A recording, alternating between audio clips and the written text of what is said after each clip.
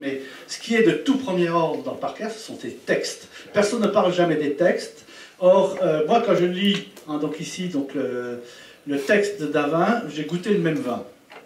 Et d'ailleurs, j'ai des exemples, puisque je me souviens très bien d'une dégustation donc, de Barolo, il y a très longtemps dans le Grand Jus européen, j'y connaissais rien. Parker avait publié donc, une étude sur les Barolo 93 que j'ai lue, et puis à la fin de la dégustation, donc ici, un petit jeu, puéril peut-être, mais c'est de trouver le nom du producteur. Et dans ma vie, j'en avais goûté deux, d'ailleurs aucun n'était là. Et puis, donc, je me remémore les notes, les textes de Parker, et puis je dis, tiens, ça doit être Aldo Conterno, ça doit être Conterno Fantino, etc. Des noms qui étaient pour moi totalement abstraits. Et j'arrive deuxième dans la dégustation à l'aveugle, et j'avais goûté 0 vin de ma vie de ces vins.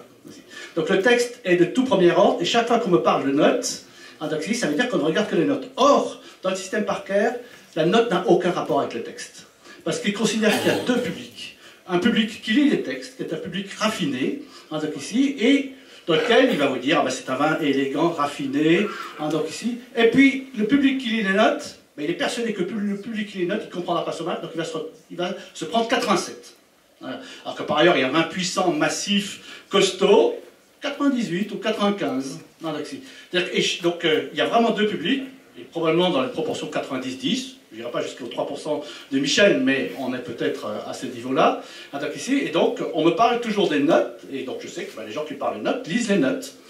Mais ce qui est de tout premier ordre, et qui est d'un professionnalisme hors pair, parce que c'est quand même quelqu'un qui goûte les vins en primeur, qui les goûte avant mise, qui republie après, et qui revient 5 ans plus tard, personne dans la presse mondiale ne fait ça, avec des textes qui sont, eux, de tout premier ordre. Et c'est ça le véritable professionnalisme. Yann, la fait.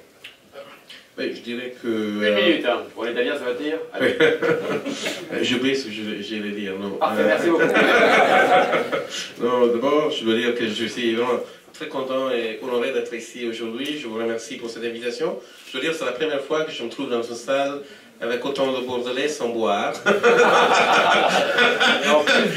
Il y a toujours une première fois dans ma vie.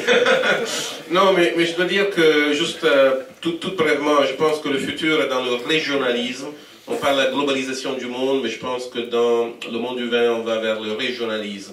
Il y aura toujours des centaines et centaines de gens qui créeront de Bordeaux. Bien entendu, c'est la région viticole la plus importante du monde, et je le dis, je le crois vraiment.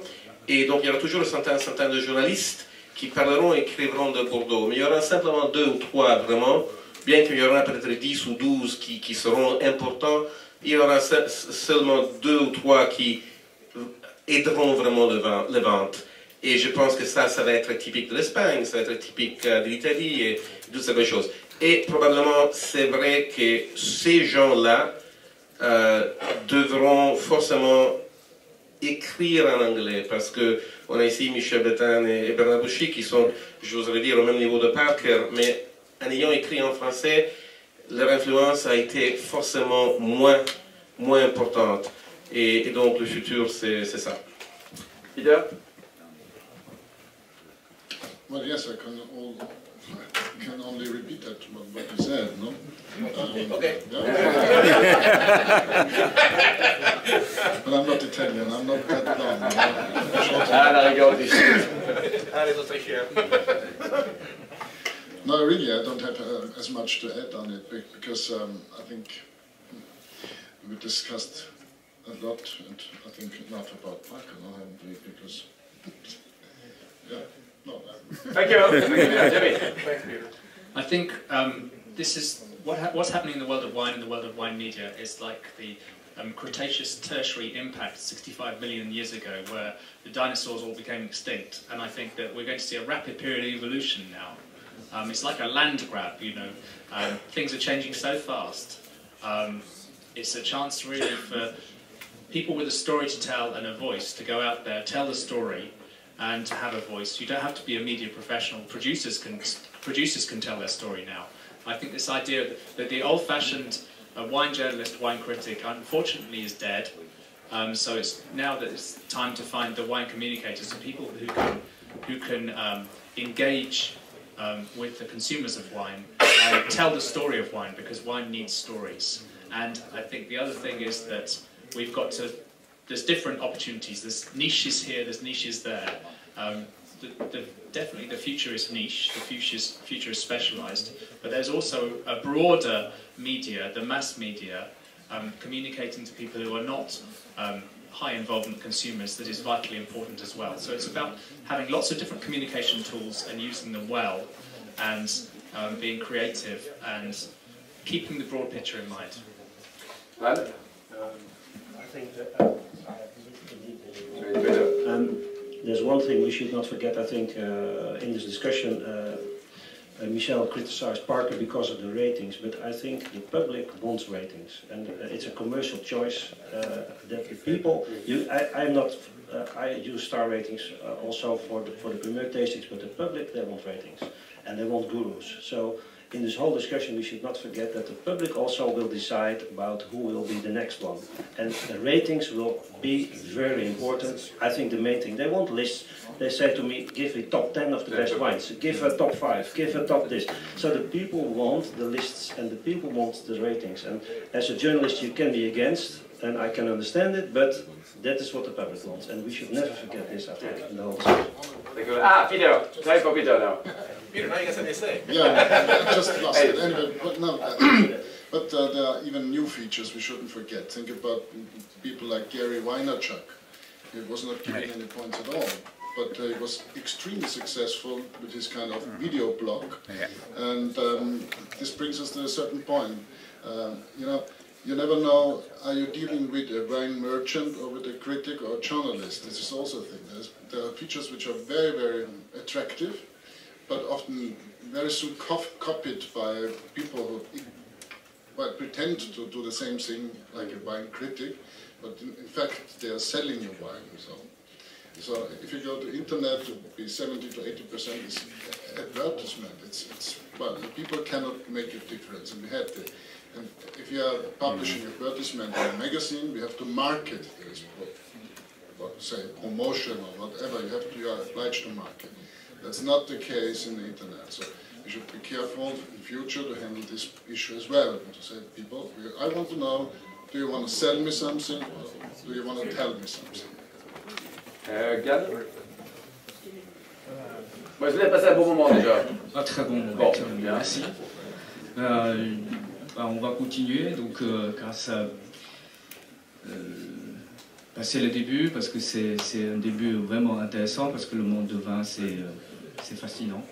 Et puis on va essayer d'apprendre, et puis on va essayer de faire quelque chose à la fois bonne pour le vin et consommateur et pour le consommateur. Et pour toi aussi au niveau du business quand même. Je pense que oui, le monde de vin est infiniment beaucoup plus complexe que le business, je pense. Michel, une minute. Oui, c'est simple. Bon, tant qu'il y a du vin, il y aura des gens pour parler du vin. Bon, ce que je vous souhaite, c'est que ceux qui parleront dans les prochaines années soient pas plus mauvais que ceux qui ont parlé jusqu'ici et dont on a beaucoup parlé aujourd'hui et qui ont plutôt été bons et efficaces dans leur façon de faire. Je n'ai pas trop peur pour ce qui est de la Chine. Je crois qu'il y a beaucoup d'intelligence, beaucoup de culture, beaucoup de finesse. J'ai beaucoup moins peur du développement de la presse du vin en Chine qu'aux États-Unis, où là, j'avoue que j'ai été effaré dans les 20 ou 25, à part Parker, bien entendu, j'ai été effaré par le développement de ça. En Chine, non, je pense qu'ils seront beaucoup plus intelligents et ils respecteront beaucoup plus vos produits. Avant de les applaudir, on demande à Dominique, avant d'applaudir, Dominique, au niveau de synthèse et de conclusion, les idées de force, cette heure et demie précise d'ailleurs. Alors là, j'ai une difficile tâche de devoir faire une synthèse et je n'aurai pas l'ambition de reprendre tout ce que vous avez pu dire. C'était un débat passionnant. Merci aussi pour ton animation, Alain. Je crois qu'on a plusieurs réponses, hein, puisqu'on en retire qu'il n'y aura pas qu'un seul influenceur, il y en aura certainement de nombreux à l'avenir. C'est pas étonnant, parce que la mondialisation s'accompagne de diversité. Et d'ailleurs, un des grands défis des industriels dont nous faisons partie, c'est d'être capable de produire en masse de la diversité. Donc ça veut dire que finalement le thème est assez général et assez diffus dans tous les mondes, et aussi bien dans le monde du vin. Je retiens également la nécessité de pédagogie, vous l'avez plusieurs fois répété. Vous avez aussi parlé de l'évaluation, des excès qu'il y a eu dans les notations. On en a tous besoin de repères, et le consommateur en a besoin. Le monde du vin en a besoin aussi pour se développer, pour grandir et progresser. Donc c'est également quelque chose d'important, et ça continuera comme ça. Et puis dernière petite note pour le sourire, il semble bien qu'un autre influenceur soit l'obturateur, et j'en suis effectivement absolument convaincu. L'obturateur joue un rôle important dans l'influence. C'est un emballage qui est longtemps en contact avec le vin. Plus il est gardé, plus il sera en contact. Et d'ailleurs, tout notre travail a consisté, depuis ces dernières années et dans les années futures, de continuer à développer des formulations, parce qu'on peut parler de formulation, pour faire du choix de l'obturateur un véritable acte œnologique. Ça fait partie de l'œnologie. C'est une tendance nouvelle, ce n'était pas le cas encore il y a quelques années, mais les progrès techniques apportent des outils aux vignerons et les obligent à se poser également la question de la conservation.